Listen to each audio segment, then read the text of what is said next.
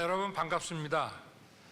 지난해 연말 한국 과총을 방문해서 이우일 회장님 그리고 한림 원장님들과 과학계를 이끌어 오신 여러분을 뵙고 고견을 들었습니다. 그때 새해 다시 찾아뵙겠다고 말씀을 드렸는데 구정을 지나서 오늘 다시 여러분들을 뵙게 됐습니다. 아울러 지금 이 시간에도 과학기술 선도 국가로 길을 열고 계시는 과학기술인들께 깊은 감사와 존경의 말씀을 드립니다. 저는 오늘 과학기술의 그 혁신 방향에 대해 말씀을 드리고자 합니다. 지금까지 과학기술 분야는 연구 기반과 재원이 절대적으로 부족한 상황에서 선진국 추격에 초점이 맞춰져 왔습니다. 그러나 지금까지의 이 추격형 방식으로는 과학기술의 선도 국가가 될 수 없습니다. 선진국은 세계의 과학기술 패권을 두고 무한 경쟁에 돌입했습니다. 원천 기술을 바탕으로 기술, 산업, 경제 등 전방위에 걸쳐 세계의 패권을 차지하기 위한 경쟁이 본격화된 것입니다. TV와 자동차를 똑같이 따라 만들던 그 시설과 연구 체계로는 로켓과 우주 정거장을 만들 수 없습니다. 우리는 이제 추격자에서 선도자가 되어야 합니다.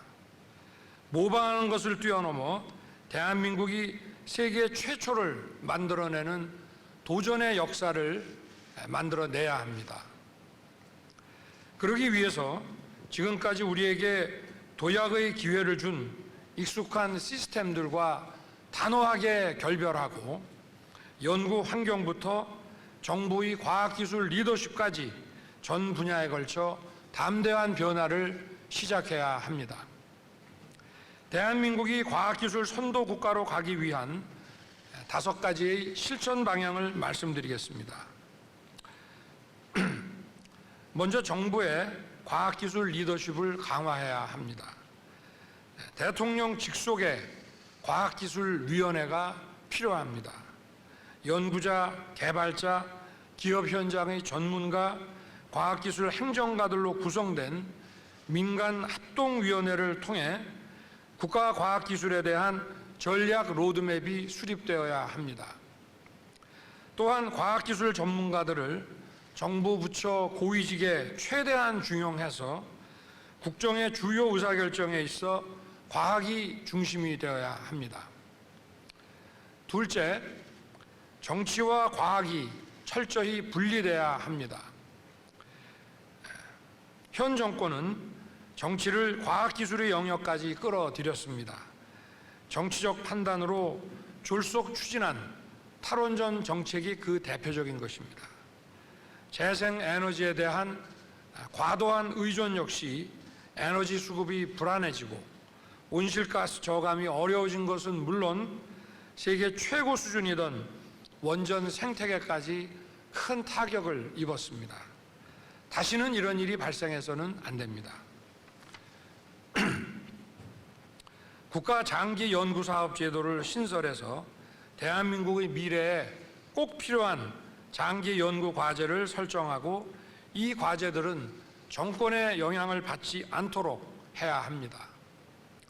또한 지정된 국가 장기 연구 사업비에 대해서는 연구기관 내 꾸준한 예산 지원이 이루어질 수 있도록 하고 계획 초기부터 목표와 종료 시점 그리고 지원 규모를 명확히 할 필요가 있습니다.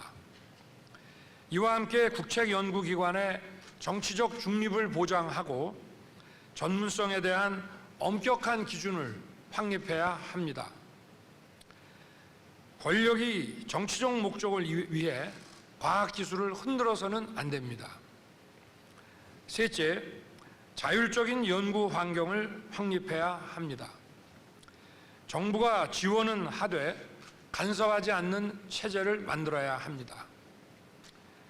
연구비 집행은 유연하게 하고 국제 기준의 평가 검증 시스템을 도입해서 평가의 객관성과 투명성을 확립해야 합니다.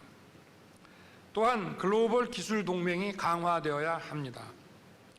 국경 없는 글로벌 R&D 플랫폼을 구축해서 국제 공동 연구를 활성화하고 해외 우수 연구기관과 다국적 기업의 R&D 센터를 유치해야 합니다. 아울러 산학연의 자유로운 참여와 융합 연구가 활발하게 일어날 수 있도록 주요 국책 연구기관과 과학기술 특성화 대학을 중심으로 개방형 융합 연구 플랫폼을 구축해야 합니다. 특히 융합 연구, 개방형 연구, 국제 공동 연구에 대해서는 연구비를 우선 지원하고 평가 인센티브를 제공해야 합니다. 넷째, 연구관리 시스템을 미래 선도형으로 바꿔나가야 합니다. 현재까지 우리 연구관리 시스템은 연구비 관리나 정부 감사에 편리하도록 설계되고 운영돼 왔습니다. 그러다 보니 성과 달성이 불분명한 도전적 과제에는 상대적으로 불이익을 받았습니다. 앞으로는 창의적, 도전적 연구가 인정받고 지원받을 수 있도록 연구관리 시스템을 개편해야 합니다. 모험적 연구와 실험의 실패를 과감하게 용인하는 것이 중요합니다. 역량 있는 신진 연구자들이 마음 놓고 10년 이상의 장기 연구 사업을 진행할 수 있도록 정부가 뒷받침해야 합니다. 또한 과학기술이 학문적 영역에 머물지 않고 국가적 난제와 미래 문제를 해결하는 데 활용돼야 합니다. 감염병, 미세먼지, 탄소 중립, 저출산 고령화와 같은 중장기적인 국가 과제를 해결하고 당면한 소재, 부품, 장비 이런 소부장 산업 경쟁력을 키우는데 정부 연구 개발비를 집중 투입해야 합니다. 다섯째, 청년 과학인들의 도전과 기회의 장을 더욱 확대해야 합니다. 다가올 세상은 우수한 과학기술 인재를 많이 보유한 국가가 경제 주도권을 잡을 것입니다. 첨단 기술 분야별로 대학과 기업이 함께하는 전문 교육 과정을 개설해서 고급 인재를 육성해야 합니다. 또한 청년 과학인들을 위해 연구 기회의 확대, 평가의 공정성 제고, 그리고 결과에 대한 정당한 보상 체계를 확립해야 합니다. 국제 연수와 국책 연구 사업에 참여할 기회를 청년 과학자에게 충분히 부여하고 또 중견 연구자로 성장할 수 있도록 경력 주기별로 맞춤 지원을 해야 합니다. 정부 주요 정책을 결정할 때 청년 과학기술인의 목소리를 적극 반영하고 연구 경력 제도 및 연구 사업비 지원 시스템의 개선이 필요합니다. 지난 산업화의 과정이 부에서 유를 창조하는 것이었다면 이제 우리가 이룩한 10대 경제 강국의 강점을 활용해 새로운 과학기술의 혁신을 이뤄내야 합니다. 새로운 국가 간 경쟁 체제에서 기초과학과 원천기술을 보유한 과학기술 강국만이 글로벌 선도국가로 발돋움하게 될 것입니다. 현실을 뛰어넘는 과감한 혁신을 통해서 과학기술 강국으로 거듭 태어나야 합니다. 과학기술인과 함께 세계 5대 과학기술 선도국가의 기틀을 확실히 닦아야 합니다. 감사합니다.